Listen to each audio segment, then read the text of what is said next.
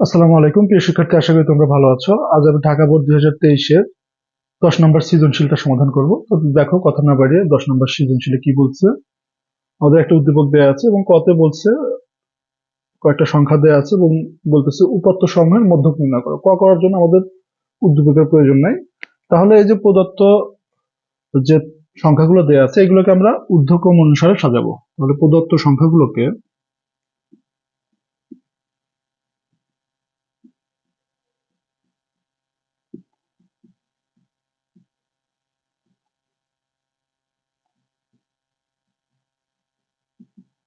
ঊর্ধ্বক্রম অনুসারে মানে ছোট থেকে বড় দিকে সাজাতে হবে। তাহলে দেখো, সবচেয়ে ছোট সংখ্যা এখানে আমাদের 18, তারপরে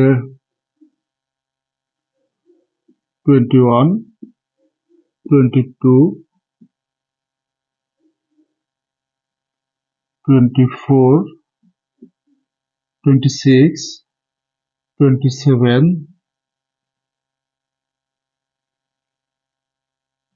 30, 33,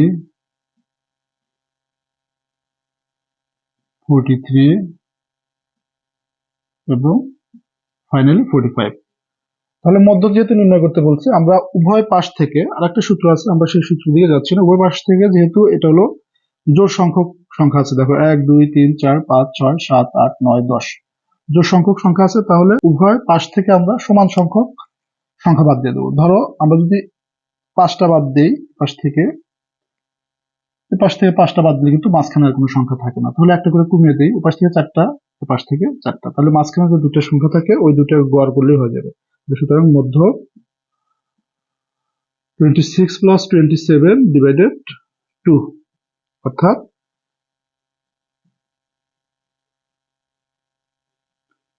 26.5, এটি হবে আমাদের মধ্যক। প্রিয় শিক্ষার্থী, এখন আমরা খ নাম্বারটা সলভ করবো। দেখো, খ নাম্বারে বলছে প্রদত্ত সারণী হতে সংক্ষিপ্ত পদ্ধতিতে গড় নির্ণয় করো। তাহলে এই যে সারণী দেওয়া আছে, এই সারণী হতে আমাদের সংক্ষিপ্ত পদ্ধতিতে গড় নির্ণয় করতে হবে। এই সংক্ষিপ্ত পদ্ধতিতে গড় নির্ণয় করার জন্য আমাদের এই সারণীটিকে 5টা কলামে ভাগ করে নেব আমরা।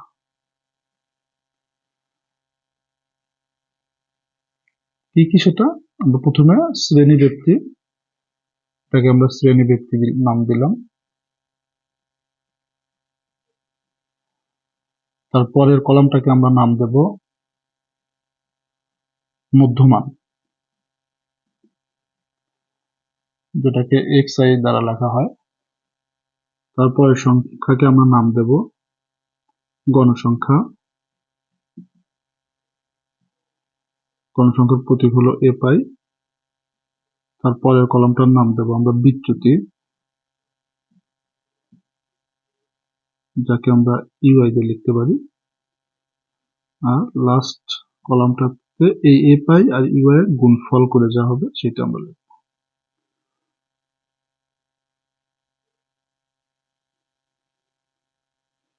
তাহলে প্রথম শ্রেণী ব্যক্তি আমাদের কি ছিল? 26 মাইনাস 35, তারপরেরটাতে ছিল 36 মাইনাস 45, তারপরেরটাতে আছে 46 মাইনাস 55, তারপরেরটাতে আছে 56 মাইনাস 65,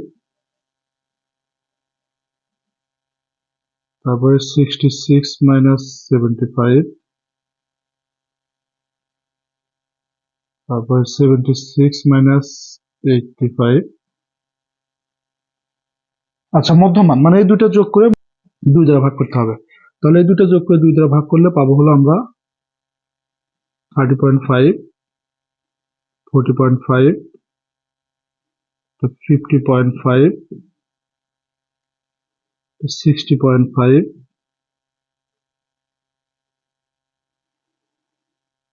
এটা 70.5, এটা 80.5। গণসংখ্যা কি কি দেওয়া আছে আমাদের এই শ্রেণী ব্যক্তির জন্য? এই যে এগুলো গণসংখ্যা 6, 11, 17, 21, 9, 6। এই গণসংখ্যাগুলোকে যোগ করলে সমষ্টিকে n দ্বারা প্রকাশ করা হয়। আমরা যদি যোগ করি 6, 11, 17, 17, 17, 34, 34 আর 21, 55, 55, আর 9 64, 64 আর 6 70। ধাপ বিচ্যুতি এটা যে কোনো মাঝ বরাবর বা যে কোনো জায়গায় তোমরা একটা শূন্য নিবা, যে কোনো ঘরে নিলেই হবে। আমি এখানে নিলাম। তো শূন্যর উপরে যদি উপরের দিকে যদি ঘর সংখ্যা থাকে তাহলে -1 অন করে বাড়ায় দিবা, -1 -2, আর নিচের দিকে +1 অন করে, মানে শূন্যর ঠিক নিচে +1, তারপরে +2, তারপরে +3, এইভাবে আমাদের ধাপ বিচ্যুতি। আর এই যেখানে 0 নিবা সেটা বরাবর আমরা এ নেব, যাকে আমরা আনুমানিক গড় হিসাবে, যেটাতে 0 নেব। 0 যদি এখানে নিতাম তাহলে কিন্তু এটা হতো, এবং সেটা মধ্যমানের ঘরে হবে, মধ্যমানের ঘরে, মনে রাখবা। আচ্ছা, তাহলে এখন যদি আমরা গুণ করে দিই a পাই ইউআই, তাহলে এই ঘরে হবে -12, এই ঘরে হবে -11, 0-এর সাথে গুণন হলে 0, 21, 18, তাহলে summation of a pi u i, অর্থাৎ এগুলো যদি আমরা যোগ করি তাহলে হবে 34। আমরা জানি সংক্ষিপ্ত পদ্ধতিতে গড়ের সূত্র আমরা সরাসরি লিখলাম a plus summation a pi u i divided n into h. তাহলে এখানে এটা হলো, এখানে আমরা একটু সাইড নোট দিতে পারি যে যেখানে এ হলো আনুমানিক গড়, আনুমানিক গড় সমান কত, 50.5। তাহলে এনটা তো আমরা বেরি করছি 70, আর এইচ হলো শ্রেণী ব্যক্তি, এবং সেটা কত, আমরা যদি যে কোনো একটা শ্রেণী 26 থেকে 35 যাই তাহলে 10 হবে। এটা কিন্তু বিয়োগ না, জাস্ট যে সংখ্যা আছে সেই সংখ্যা থেকে শেষ পর্যন্ত গুণে যেতে হবে, দেখবা 10 আছে।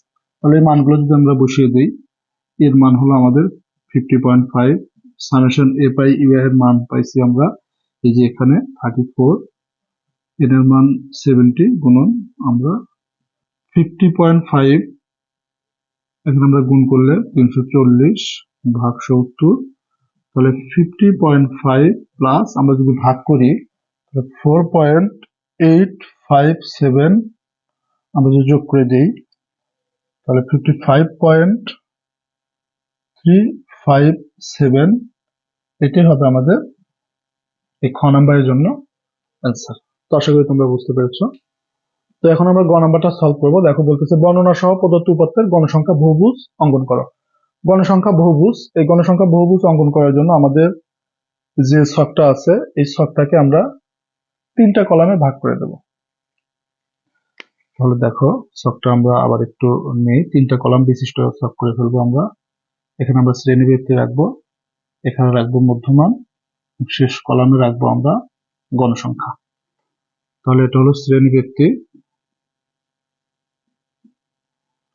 হলো মধ্যমান, এখানে হলো গণসংখ্যা। তাহলে শ্রেণী ব্যক্তি আমাদের প্রথমে ছিল 26 থেকে 35,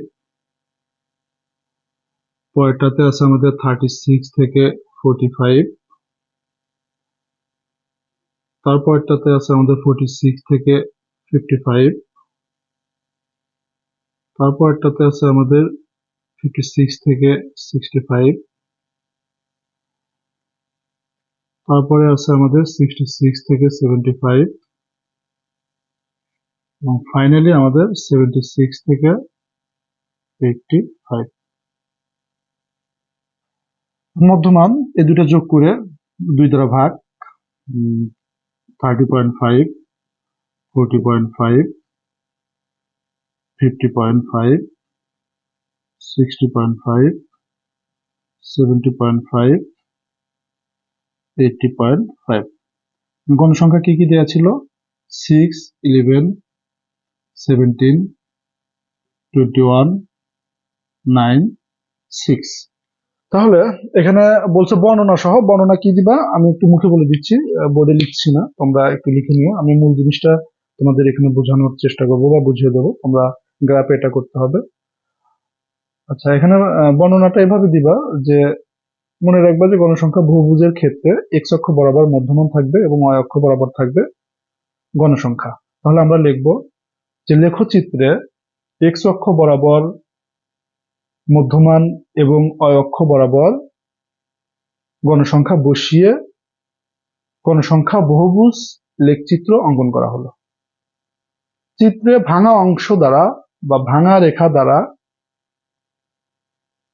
এক থেকে এখানে যেটা শুরু যে মানটা থাকবে, যেহেতু মধ্যমানকে আমরা এক্স অক্ষে বসাবো, 1 থেকে 30.5 পর্যন্ত সংখ্যাকে বোঝানো হয়েছে। তারপর স্কেল নির্ধারণ আমরা একটু করব। স্কেল নির্ধারণটা আমি একটু লিখতেছি, দেখো।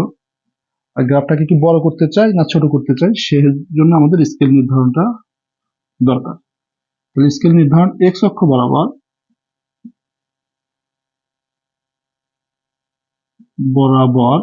যেহেতু এক্স অক্ষ বরাবর আমরা মধ্যমানকে রাখবো, 30, 40, 50, 60 অনেক ঘরের প্রয়োজন, আমরা লিখবো যে 5 বর্গ ঘর সমান 5 বর্গ ঘরের মধ্যে আমরা 10 একক লিখে ফেলবো, অর্থাৎ 1 বর্গ ঘরের মধ্যে 2 একক লিখবো। আমরা এভাবে লিখলাম যে 5 বর্গ ঘরের মধ্যে 10 একক লিখবো।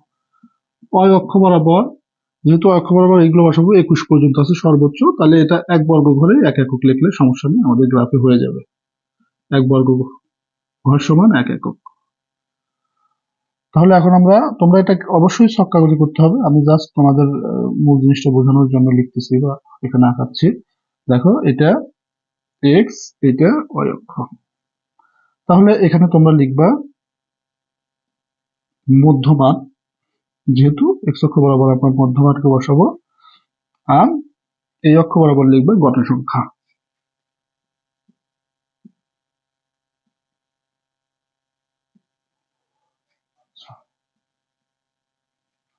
এখন দেখো যে ভাঙা অংশ, আমরা যদি এই যে আমাদের শুরু হয়েছে 30.5 থেকে, আমরা যদি 30.5, তো আমাদের গ্রাফের মানে অনেক দূর থেকে শুরু করতে হবে, এই জন্য এই অংশটাকে তোমরা এভাবে ভেঙে নিতে পারো।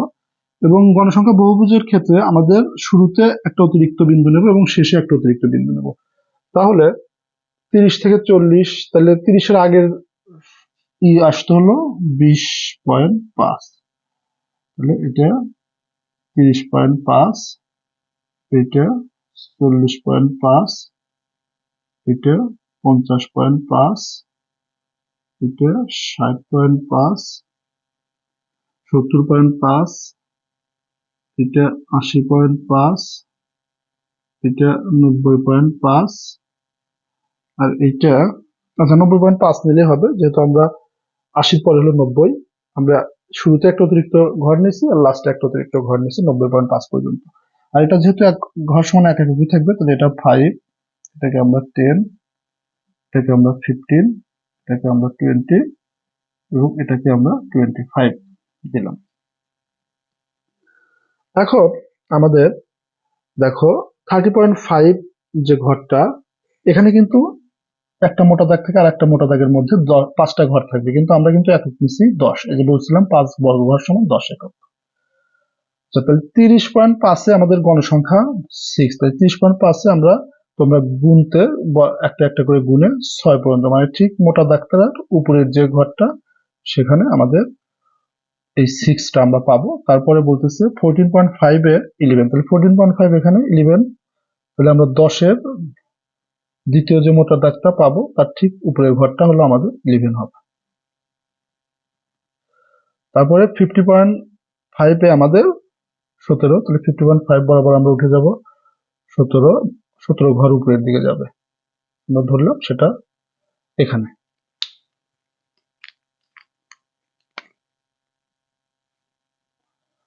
তারপর 60.5-এ তোমরা যাবে 21, তাহলে 50.5 21 ঘর উপরে যাবে, উপরের দিকে 21 ঘর যাবে। তারপর 70.5-এ উপরের দিকে 9 ঘর, আমরা গুনতে গুনতে 9 ঘরে চলে যাবে। তারপর 80.5-এ যাবে 6 নম্বর ঘর পর্যন্ত যাবে, এটা ধরলাম। তাহলে গ্রাফটার আকার কেমন হলো? এই বিন্দু যোগ করে দিবে, স্কেল দিয়ে এই বিন্দু যোগ করে দিবে, এই বিন্দু যোগ করে দিবে, এখান থেকে এই বিন্দু যোগ করে দিবে, তারপরে এই বিন্দু যোগ করে দিবে। এখন ওই যে অতিরিক্ত দুটো বিন্দু নিছি, এখন এই শুরুর বিন্দু থেকে ওই অতিরিক্ত বিন্দু এবং শেষ বিন্দু থেকে সে অতিরিক্ত বিন্দু আমরা যোগ করে দেব। যোগ করে দিলে আমরা যে গ্রাফটা পেলাম এটাই আসলে গণসংখ্যা বহুভুজের গ্রাফ। আর অবশ্যই নিচে তোমরা লিখে দিবে যে চিত্র গণসংখ্যা বহুভুজ।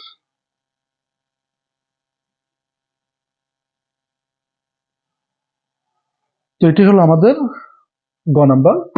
তো আশা করি তোমরা বুঝতে পেরেছো। তো আজকে এই পর্যন্তই, দেখা হবে পরবর্তী ভিডিওতে। সে পর্যন্ত সবাই ভালো থাকো। আসসালামু আলাইকুম।